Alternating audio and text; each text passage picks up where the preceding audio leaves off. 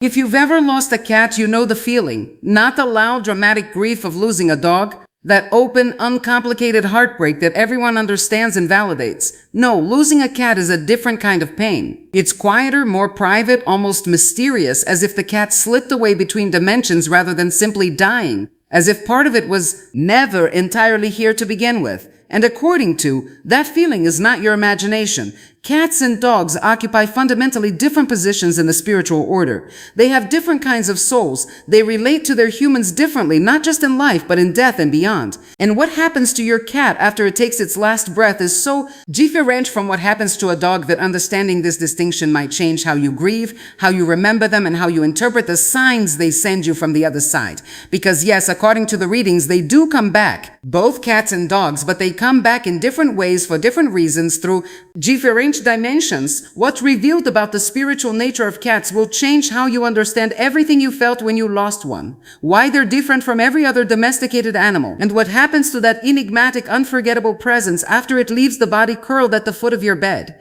If you've ever looked into a cat's eyes and felt that something ancient was looking back, this video will explain why. Chapter 1. The question no one dares answer. Before we can understand what happens to cats after death, we need to address the question that has haunted pet owners for centuries. Do animals have souls at all? The mainstream religious answer for most of Western history has been no. Animals are biological machines. They don't have immortal souls. They don't go to heaven. When they die, they simply cease to exist. Demolished that idea. In his readings, described how spirit pushed into matter and became everything we see in the three-dimensional world. The mineral kingdom, the vegetable kingdom, and the animal kingdom. This wasn't a casual aside. It was a foundational principle. Animals are not soulless mechanisms. They are expressions of spirit in physical form, just as humans are. The difference is not whether they have a spiritual nature, but what kind of spiritual nature they possess. And this is where it gets fascinating. According to the readings, the key distinction between human souls and animal souls comes down to one factor: free will. Reading 9009-1 states the will is that factor which makes man different from the rest of the animal kingdom.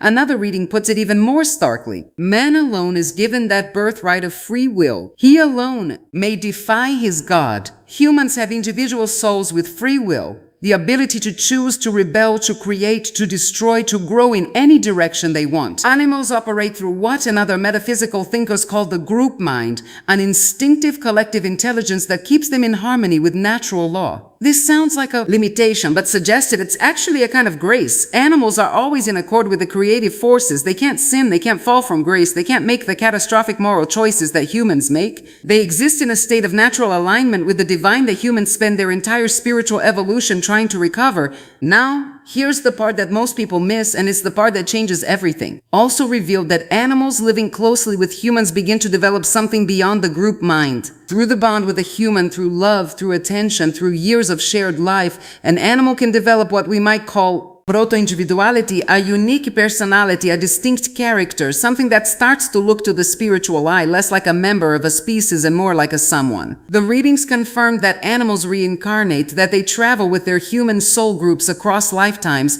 and that their consciousness evolves over time. Your pet is not a temporary biological companion. It is a spiritual being on its own journey, and that journey is intertwined with yours. But here's where we arrive at the question this video is really about. If all animals have this capacity for spiritual individuality, why does losing a cat feel so different from losing a dog? Why is the grief different? Why is the relationship different? Why do cat people and dog people describe their bonds in such fundamentally different terms? Because cats and dogs approach spirituality from opposite directions, and understanding that difference unlocks everything about what happens to your cat after death. A dog's spiritual journey is about devotion. A dog bonds with its human through love that is open, uncomplicated, and total. A dog's soul develops individuality through surrender. It gives itself to you completely, and in that giving it becomes more itself. The more a dog loves, the more distinct it becomes as a spiritual being. Dogs develop toward individuality through the heart.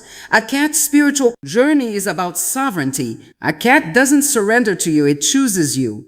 And the difference between surrender and choice is in spiritual terms enormous. A cat maintains its independence even while it loves you. It comes to you on its terms. It leaves on its terms. It watches you with an awareness that doesn't feel like devotion. It feels like observation, like assessment, like wisdom. Think about what this means in the context of soul framework. Remember, the human soul is made of spirit, mind, and will. Dogs are strongest in spirit, that pure, unconditional love energy. Cats are strongest in mind, that watchful, independent, discerning consciousness. A cat arrives in your life with a pre-existing sense of self, that independent I am my own being quality that every cat owner recognizes isn't learned behavior, it's a spiritual characteristic. A dog grows its individuality through your relationship. A cat brings its individuality to your relationship. The cat was already a someone before it ever met you, and this is precisely why losing a cat feels the way it does. When a dog dies, you feel like you've lost a heart, a warm, beating center of unconditional love. When a cat dies, you feel like you've lost a mind, a presence, an intelligence that was quietly, independently, mysteriously observing your life from its perch on the windowsill. And what happens to that intelligence after death is unlike anything else in the animal kingdom. Chapter 2, The Other Path. When most animals die, their soul energy returns to the group mind of their species. The individuality they develop through their relationship with a human doesn't vanish entirely. It enriches the collective like a drop of color in water, but it does merge. It dissolves back into the whole. Cats don't do this, or rather they don't do it the same way, and they don't do it as quickly. When a cat dies, the process of returning to the group mind is incomplete because there is more individuality to persist, more of a someone that resists dissolving. That sovereign, watchful I am my own being quality doesn't evaporate just because the body stops working. It continues in a form that your rational mind may struggle with, but that your heart already knows is real. To understand why, we need to talk about something that the ancient world understood and that modern science is only beginning to suspect. Cats exist on the boundary between dimensions. Every ancient civilization that spent serious time studying the spiritual nature of animals came to the same conclusion about cats. The Egyptians didn't worship them because they were cute. They recognized cats as beings that could perceive the spiritual world while simultaneously inhabiting the physical one. The cat sitting on your windowsill, staring at nothing, the Egyptians would have said, it's staring at something you can't see, a presence, an energy, a being from another dimension passing through your living room. His readings described how the universe is organized in layers, physical, astral, mental, spiritual, each interpenetrating the others. Most animals are firmly rooted in the physical dimension. Their awareness doesn't extend much beyond their immediate sensory environment. Cats operate differently. Their awareness naturally extends into what's called the astral plane, the dimension of emotions, dreams, and discarnate spirits. This is why cats react to things that aren't there. Why they hiss at empty corners. Why they suddenly stare with dilated pupils and flattened ears at a spot in the room where you can see nothing but where someone sensitive to energy might feel a distinct presence. They're not hallucinating, they're perceiving. And this multidimensional awareness doesn't stop at death. When a cat crosses over, it doesn't have to learn to navigate the astral plane the way a newly deceased human might. It's been navigating that plane its entire life. Death for a cat is less of a transition and more of a shift in emphasis from primarily physical with astral awareness to primarily astral with the ability to reach back into the physical. Think about what this means for a dog. Death is a journey into unfamiliar territory. The dog has lived its entire life in the physical dimension, focused on physical love, physical presence, physical closeness. Crossing over requires adjustment, adaptation, learning to exist in a new form. For a cat, death is coming home, the astral dimension, the realm of spirits, of dreams, of invisible energies, is a place the cat has been visiting its entire life. Every time it sat motionless and stared at something invisible, every time it tracked a presence across the ceiling with those enormous eyes, every time it hissed at an empty doorway, it was practicing, training, staying fluent in a language most physical beings have forgotten. Now with the body gone, the cat simply steps fully into the dimension it was always halfway inside. Here's what the material and the broader metaphysical tradition suggest about the cat's afterlife journey step by step. Phase 1, the territorial lingering. After death, a cat's soul essence tends to stay near its home, its territory, for significantly longer than other animals. Cats are territorial beings in life, and this extends into death. Your home was not just a place your cat lived. It was your cat's domain, its kingdom, the space it patrolled, scent marked, and defended, not just physically, but energetically. When the body dies, the cat's astral presence doesn't abandon that territory. It continues to patrol it, to watch over it, to maintain its claim. This is the period when people most commonly report feeling the cat jump on the bed at night, hearing purring in an empty room, catching a glimpse of movement in peripheral vision. The right size, the right color, the right height that matches the cat exactly. This phase can last days, weeks, or even months. It depends on the strength of the cat's bond to the territory and to you. Some cats linger longer than others. The more sovereign the personality, the more powerful the cat's sense of this is mine, the longer the presence persists. Phase 2, the watchful withdrawal. Gradually, the intensity of the territorial presence fades, but it doesn't disappear, it changes. The cat's soul essence begins to withdraw from constant patrolling and settles into something more like oversight, distant but attentive, checking in rather than standing guard. If phase 1 feels like the cat is still in the room with you, phase 2 feels like the cat is watching from the next room. You don't feel the paw prints on the bed as often. The peripheral glimpses become rarer. But there are moments, usually when you're distressed or sick or making a major life decision, when the presence suddenly intensifies, as if the cat noticed something from its watch point, assessed the situation, and decided to come closer. Cat owners who develop a sensitivity to these things often describe this phase as being supervised, not in a controlling way, in a guardian way, the same quality the cat had in life, sitting on the highest shelf, keeping one eye open while it dozed, monitoring everything from above. Phase 3, the conscious choice, and this is where cats truly diverge from almost everything else in the animal kingdom. When it comes time for the soul essence to return, to reincarnate, most animals flow through the process passively. The group mind sends a new expression into the world, carrying echoes of past bonds, but not directing the process consciously. Cats appear to exercise something closer to choice, not full. Free will was clear that this belongs to humans alone, but something adjacent, a deliberation, a selectiveness, a quality of I will return when I decide to return and to whom I decide to return. This manifests in a way that cat owners know instinctively. Dog owners go looking for a dog. They visit breeders, shelters, websites. They select their next companion. Cat owners are selected. The next cat chooses them. The cat appears on the doorstep at the shelter, making eye contact from behind the glass with an intensity that bypasses your brain and speaks directly to something in your chest. Or it walks into your life with the absolute confidence of a being that has already made its decision and is simply informing you of the arrangement. Many cat owners who have lost a beloved cat and later been chosen by a new one report something remarkable. The new cat knows things not breed typical behaviors, individual ones. It avoids the same spots the old cat avoided. It gravitates to the same sleeping position. It has specific quirks that are eerily, impossibly familiar. According to the framework, this isn't wishful thinking. Animals travel with their soul groups across lifetimes. The bond you formed with your cat doesn't end at death. It persists in the spiritual dimension, and when conditions are right, it draws the essence back into a new feline form, carrying not memories of specific events, but memories of specific connections. Your cat knew you before this life and it will know you again. But then this is the key difference from dogs. It won't come back simply because you need it to. It will come back because it chooses to on its own timeline, in its own way, because sovereignty doesn't end at death. A cat remains a cat. Independente, deliberate, uncowed, even on the other side of the veil. Chapter 3. What the ancients knew. I want to pause here and zoom out for a moment because everything I've just described, the multidimensional awareness, the territorial persistence after death, the deliberate reincarnation, isn't a modern invention. It isn't New Age. Speculation layered onto readings. It's something the ancient world understood and encoded into their most sacred traditions. The Egyptian goddess Bastard, originally depicted as a fierce lioness, later as a domestic cat, was the guardian of the threshold between worlds, between life and death, between the visible and the invisible. The Egyptians didn't just respect cats, they entrusted them with the boundary between dimensions. Killing a cat in ancient Egypt was punishable by death, not because cats were cute, but because cats were considered spiritually essential. They were guardians, protectors of a boundary that, if left unguarded, could allow unwanted energies into the human world. The Japanese understood this too. Their concept of the bacano, the supernatural cat,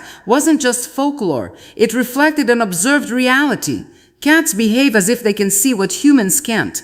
The Norse had Freya's cats pulling her chariot between realms. The Celtic traditions described cats as walkers between worlds. Every culture that paid close attention to cats arrived at the same conclusion. These creatures are not fully of this world. They have one paw in the physical dimension and one paw somewhere else. These readings describe how animal souls evolve across incarnations, progressing from wild power to domestic intimacy. Your house cat is the modern descendant both physically and spiritually of beings that once guarded temples, that once sat at the feet of priests and priestesses in Egypt, in Mesopotamia, in the mystery schools of the ancient world, not as pets, as colleagues, as fellow perceivers of the invisible world. This is why cats don't feel like pets. They feel like roommates with secret knowledge. They tolerate your affection, but they don't need it the way a dog does. They watch you with an expression that seems to say, I know something you don't, and one day you'll understand. According to the framework, that feeling is accurate. Your cat does know something you don't. It perceives a dimension of reality that your physical senses can't access. And when it dies, it doesn't leave that dimension. It goes deeper into it. Chapter 4. They never really left.